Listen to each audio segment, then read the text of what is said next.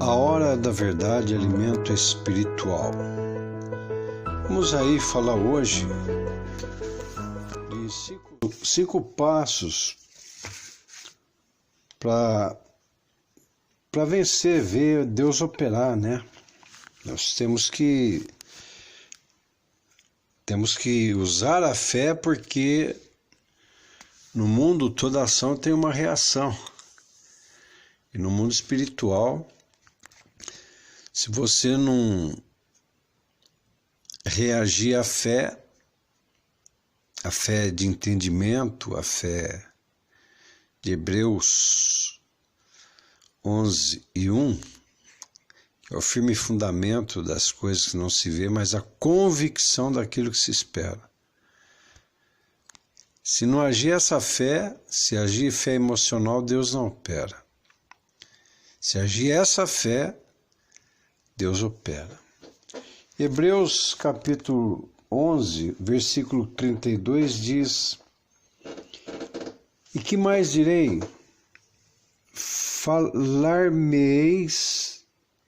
Falar-me-ia o tempo contado de Gideão,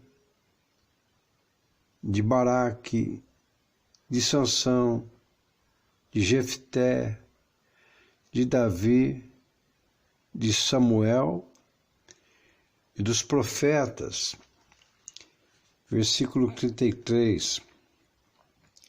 Os quais pela fé venceram reinos, praticaram justiça, alcançaram promessa e fecharam as bocas do leão.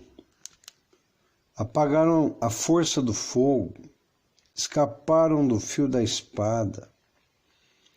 Da fraqueza tiraram força. Na batalha se esforçaram. Puseram em fuga os exércitos dos estranhos. Então, todos estes, tendo tido testemunho pela fé, não alcançaram a promessa. Então, veja que Deus não mudou. Gideão, Baraque, Sansão, Jefté, Davi, Samuel, profeta, morreram tudo. Mas Deus é o mesmo. E Deus age da mesma maneira que agiu com aqueles homens. Fé.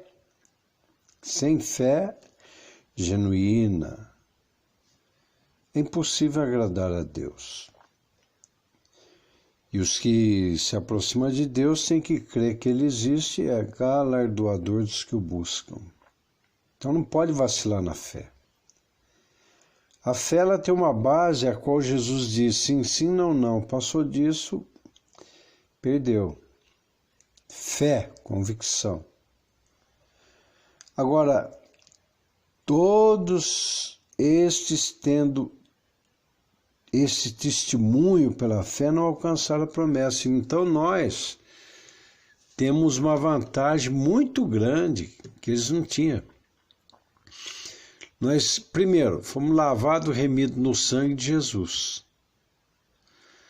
Somos filhos de Deus por adoção e temos o Espírito Santo. Olha aí, se usarmos a fé, olha a vantagem, hein? Atos dos Apóstolos, capítulo 13, versículo 32. E nós vos anunciamos que a promessa que foi feita aos pais, lá atrás, né? Inclusive Gideão, Baraque, Davi, que Deus fez, Ele cumpriu.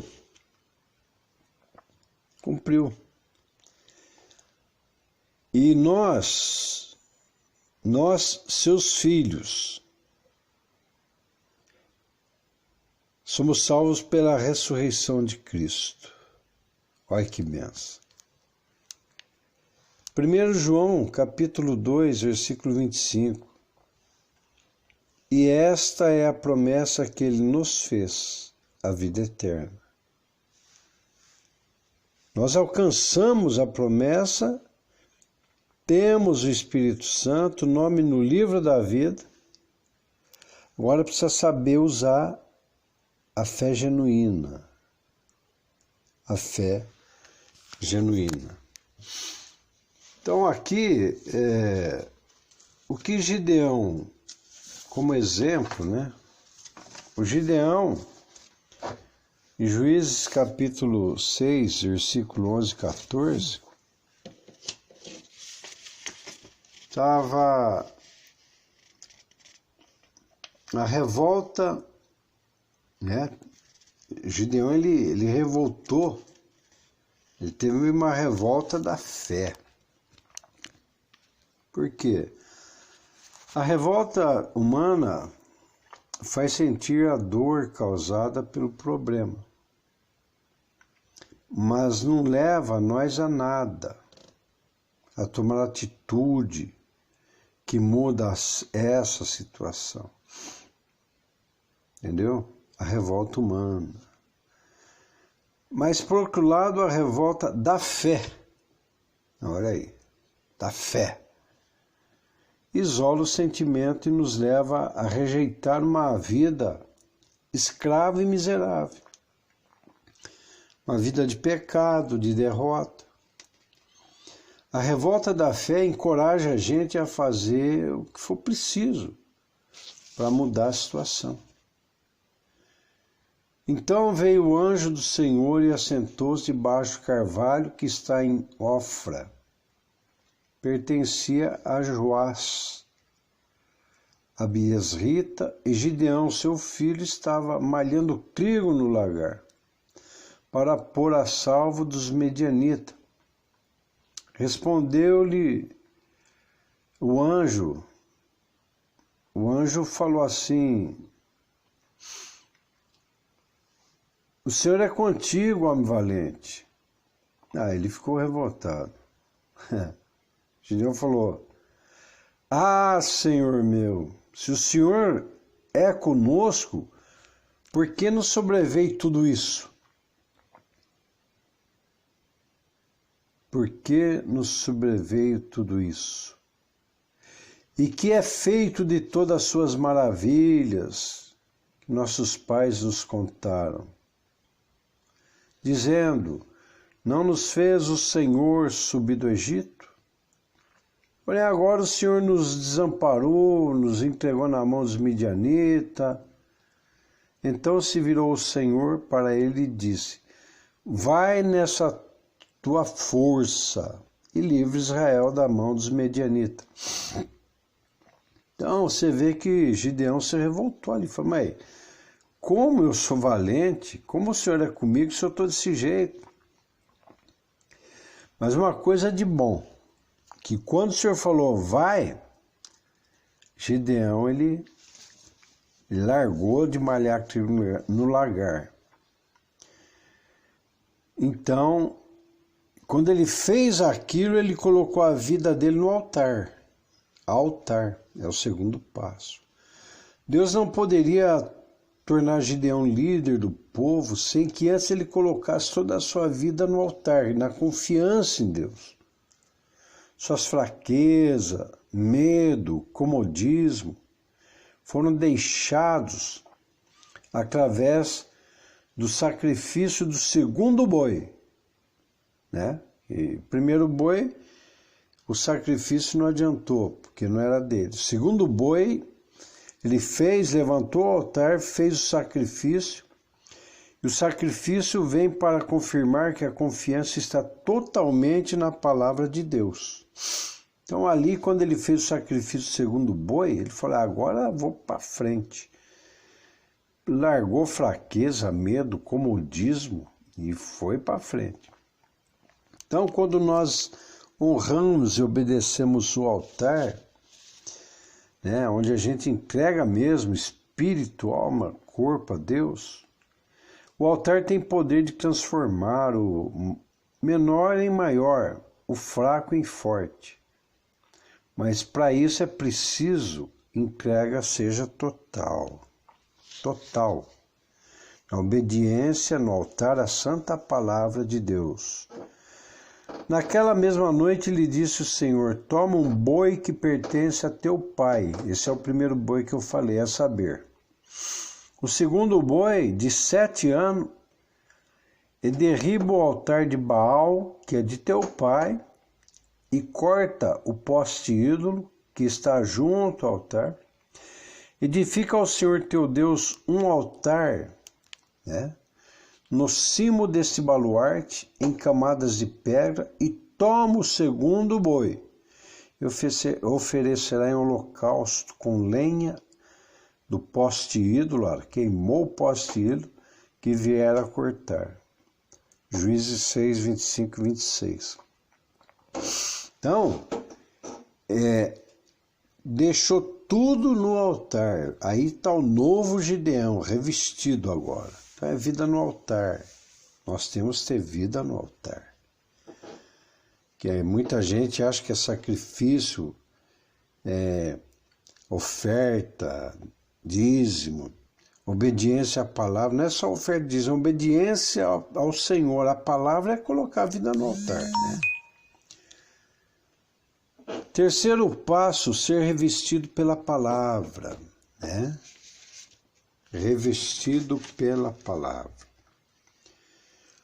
Nossa força é limitada, nós sabemos, irmãos. Mas quando obedecemos à santa palavra de Deus, somos revestidos, olha aí, pelo Espírito do Senhor, para que possamos fazer grandes proezas. A partir de então, não somos mais limitados pelas nossas debilidades, mas passamos a ser dirigido e capacitado pelo próprio Deus. Deus não mudou. Aí, Juízes 6:34, então, quando Gideão fez aquilo, Gideão revoltado ali, revoltou da fé. Estou revoltado. O Senhor fala que eu sou, mas estamos aqui malhando trigo. Ele se revoltou, porém, quando Deus falou, vai que eu sou contigo, ele obedeceu. Aí fez o holocausto, fez o altar, derrubou os outros que o pai dele tinha lá, que era de Baal, derrubou tudo, fez o altar e o segundo boi deixou ali medo, fraqueza, dúvida, tudo. E o terceiro passo, ele se revestiu pela palavra de Deus. Então, o Espírito do Senhor revestiu Gideão. O quarto passo, estratégia. Quando não há uma estratégia, emprega-se muita força e pouco resultado. Tem que ter estratégia em tudo na guerra espiritual. Gideão e os 300, mesmo sendo minoria, foram divinamente orientados como agir naquele momento. Olha aí, estratégia. Deus tem a estratégia para a nossa vitória. O resultado foi, os inimigos foram confundidos, começaram a se matar um ao outro, sem que Gideão e seus homens levantassem a espada. Então aí você sabe eles pegaram cântaro, fogo, soaram a trombeta, 300 contra lá, milhares. Quando quebrou, acendeu o fogo, Deus agiu, os caras ficaram apavorados e se mataram. Então, repartiu os 300 homens em 3 companhias e deu-lhes a cada um nas suas mãos. Olha aí, trombeta, cântaros vazios com tocha neles. Juízes 7:16, estratégia. Aí tem o quinto passo, que é aí que vem o extraordinário. Significado extraordinário é aquilo que foge do usual ou do previsto, fora do comum. Então, é o sobrenatural. Porque comum é a fé emocional de coração. Tem que ser fora do comum. sobrenatural. Porque é impossível alcançar o extraordinário sem passar por todas as etapas. Revolta da fé, vida no altar, revestimento pela palavra e ter estratégia. Muitos cristãos querem alcançar o extraordinário com Deus pegando atalho. Atalho. Esquece que atalho é razão. É razão. Atalho é fé emocional, sentimental. Vamos pelo caminho. Caminho, Cristo, que nos dá tudo. Então pegam atalhos sem estarem dispostos a pagar o devido preço, jejum, oração, leitura da palavra, se afastar do pecado, da prostituição, do adultério, da mentira, da maledicência, da confusão, né? Dos atritos de briga, discussão entre irmãos. Tem que pagar o preço, perdoar. Perdoar é um preço caro. Pagar o preço, obedecer. Só alcança o extraordinário quem se dispõe a obedecer e a seguir todos os passos em obediência à palavra de Deus.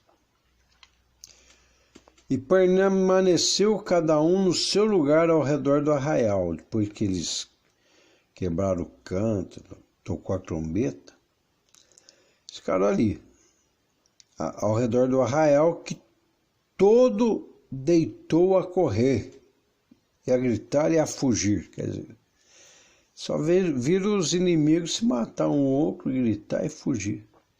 Ao soar das 300 trombetas, o Senhor tornou a espada de um contra o outro, e isto em todo o arraial.